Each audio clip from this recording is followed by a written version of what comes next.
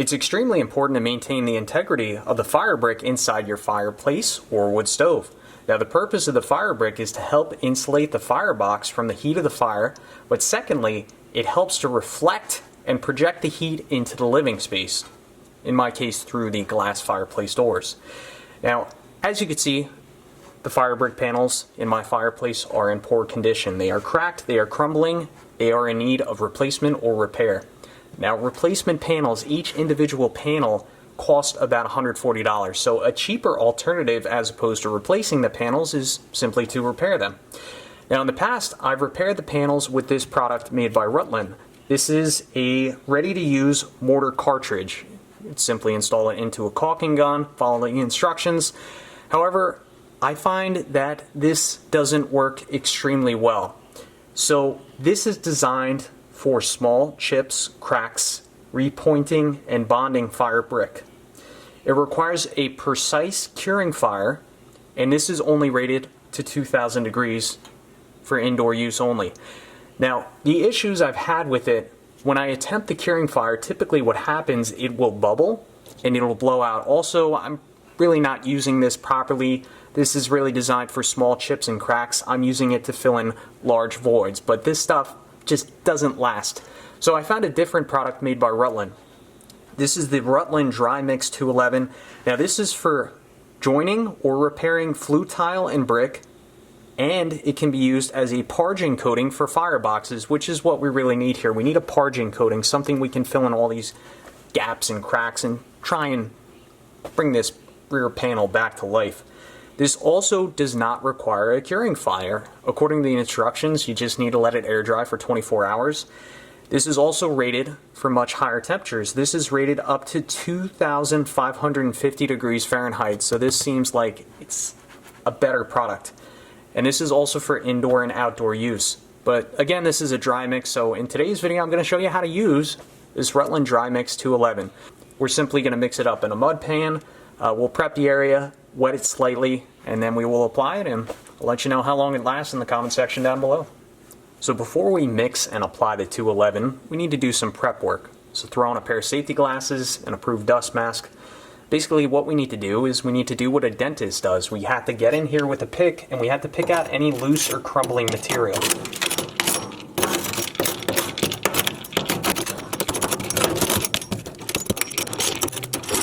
Now that we have our firebrick prepped, it's just about time to start mixing up our 211. Now, before you mix this stuff up, set yourself up for success. Lay down a piece of cardboard or construction paper, and then as for the tools you're going to need, I have a bucket of water.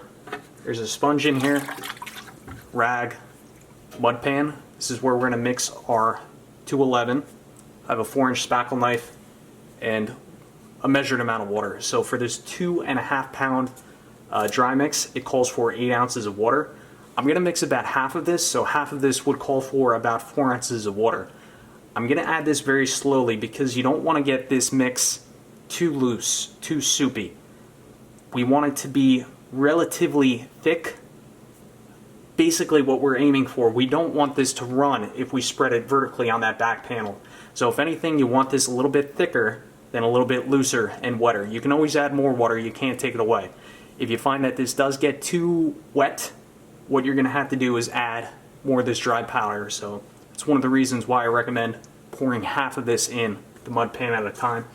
This does have silica in it, scars lung tissue, so I'm going to throw on the N95 mask and we'll start mixing this up in the mud pan.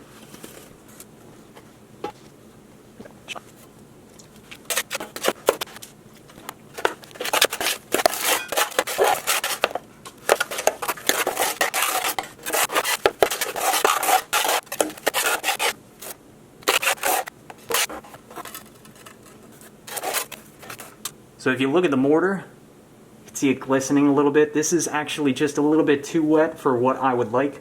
If I stand the pan up vertically, it really doesn't run, but we're actually going to wet the firebrick in the back when we apply this, and it'll actually absorb that water and make it a little bit wetter than what it's showing in the pan. So I'm going to add a little bit more dry mix here. Take your time with this. Another tip I have for you, old man taught me this.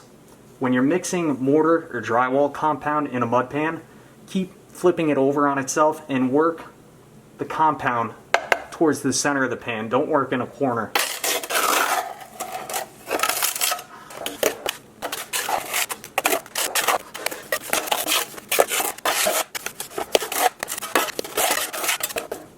So I'm liking this mix a lot better now after adding that powder. We thickened the mix up.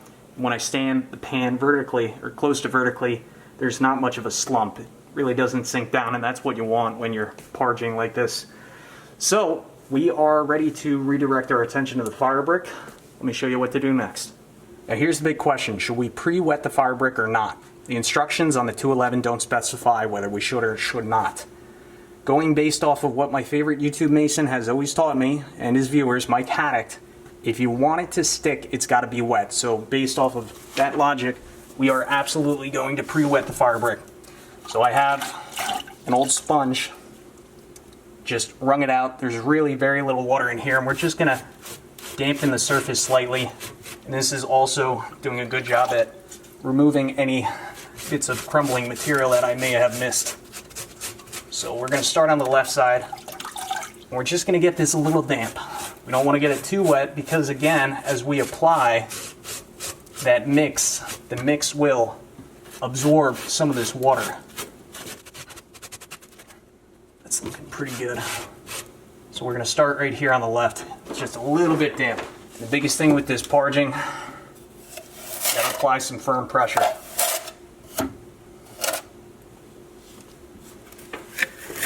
We're just going to push it on. And I also noticed that the mix has firmed up some as well. Firm pressure. Really got to push it in.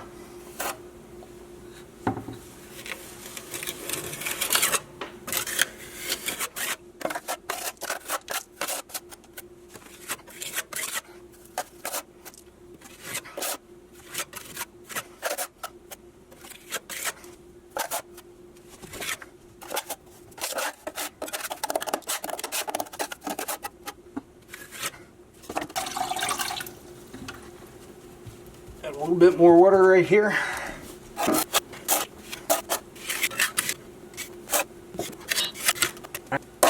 That's it. Ain't no big deal. So I want to focus your attention on the pan again for a second here. Two things I want to talk about. Pot life. You have 1 hour, so don't panic, but you do need to mix this every couple minutes. Another thing I want to show you is how I get the mix onto my spackle knife. Basically, I use the same technique when I am applying this to drywall to either apply tape or a patch. So what I'll do, I'll try and focus the compound in the center of the pan. Ensure we have a nice consistency, relatively smooth. And I'll scrape some of this off. I'll get a nice chunk. Now the issue with this right now, if I go to apply this on the edges, this is going to fall off and onto the floor. So in order to prevent that, I take the corner of the spackle knife and scrape it in the center of my mud pan. Same thing with the other side. And then I have a focused amount of compound in the middle of the knife. And then I can apply some nice firm pressure. And as I apply that firm pressure, the mud is going to squish out to the sides. But usually, it doesn't fall on the floor as much. So again, get a nice chunk on the knife. Clean up the sides, and then you can go apply this. So we have some big voids here, pretty deep hole here, so I'm going to take my sponge, we'll get this wet. I'm using a little bit more water now because the mix is starting to dry out just a little bit. And I think, according to my experience so far, it definitely helps when this is wet. You try and apply this stuff to dry Firebrick, I don't think you're going to have great results, just my opinion. Start right here. You can see my mix is starting to get a little dry, so I might have to throw a little more water in the pan.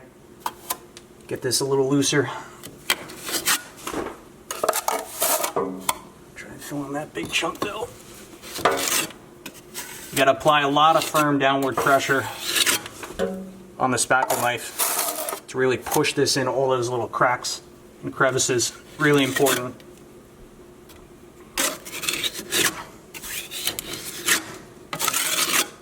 See if I can salvage this little bit here, because this is expensive stuff. Throw that back in the pan. Have that vertical crack. Start at the bottom, push up.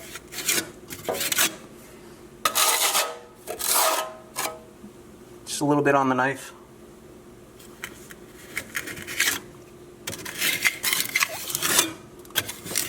You know, it doesn't have to look perfect for me. I just want it functional. Have a little hole right there, so I put it heavy on the right side of the knife. Push that in. Sweep it up. It's looking good.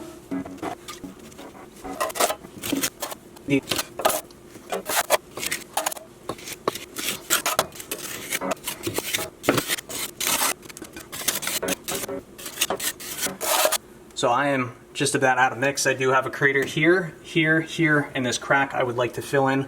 So I'm gonna mix up a little bit more of this 211 off camera, and I'll get back with you, and we'll continue on with the patching. All right, have another batch of mix, ready to continue on here. Get everything a bit wet.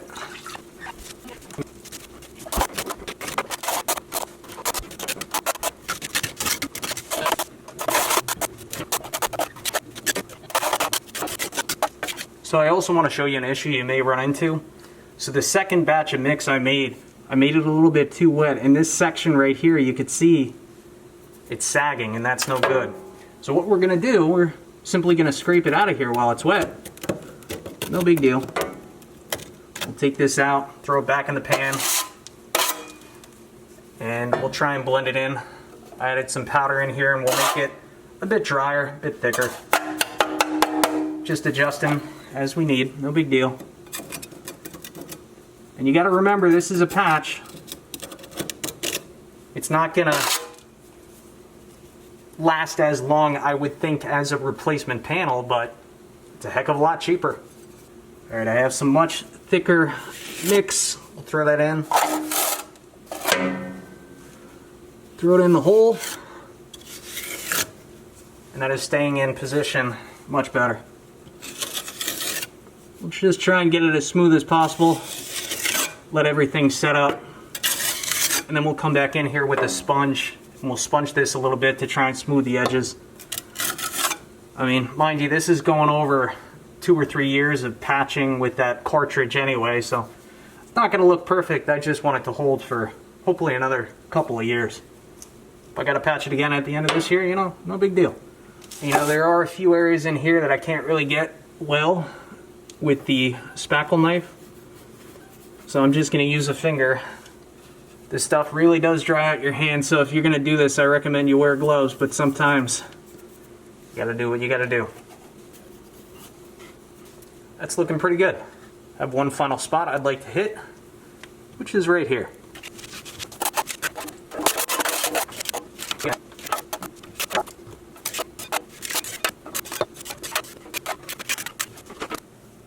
So from here, my recommendation, I'd let this stuff sit up for about 15 or 20 minutes. You know, touch it very lightly, see how firm it feels. Once it starts to feel a bit firm, take an old kitchen sponge. And basically what you want to do is just try and blend this in, especially on the edges. Make sure there's any real high spots. And by rubbing the sponge over this, what it does is it also brings out the sand in the mix, which helps to hide imperfections. So, you know, just very lightly. You don't really want to rework anything or move anything around. You're just looking to blend in the new stuff with the old stuff, hide some of the blemishes. If you find that you have a few little holes, like there's a little hole, you know, with the stuff you still have in the pan, fill in those little pockets while it's still wet. Just make that go away. That looks real nice.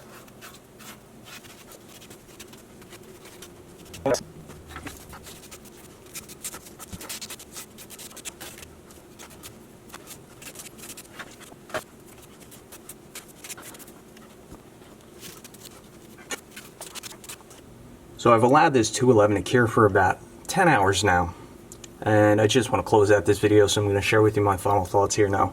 First thing you'll notice is the color is obviously different from the existing Firebrick. I think the existing Firebrick is, they call it buff, a buff color, as opposed to this 211, which is dark gray, which is of no concern to me. I don't care if it doesn't look the same. I just want something that will work. I'm not sure if they make other colors, but aside from that, I think pre-wetting the Firebrick was absolutely the right decision.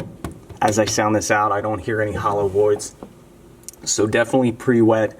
And when you apply this stuff, firm pressure. You really got to push this into all the nooks and cracks and voids if you want it to be a long-lasting repair. Aside from that, as this cures, it tends to shrink a little bit. Like I'm noticing a few shrinkage cracks throughout the repair here. Now you can help to avoid those shrinkage cracks by ensuring that your mix is drier. But the issue is, you know, if you get the mix too dry, then you have trouble with it sticking to the Firebrick. So you're going to have to play around with it, figure out what the right mix consistency is for you. And then the final thing I'm going to do off camera here, I'm going to mix up another very small batch of the 211. Very small batch. And with a gloved finger, I'm just going to go over these shrinkage cracks and any void areas that I think should be filled in.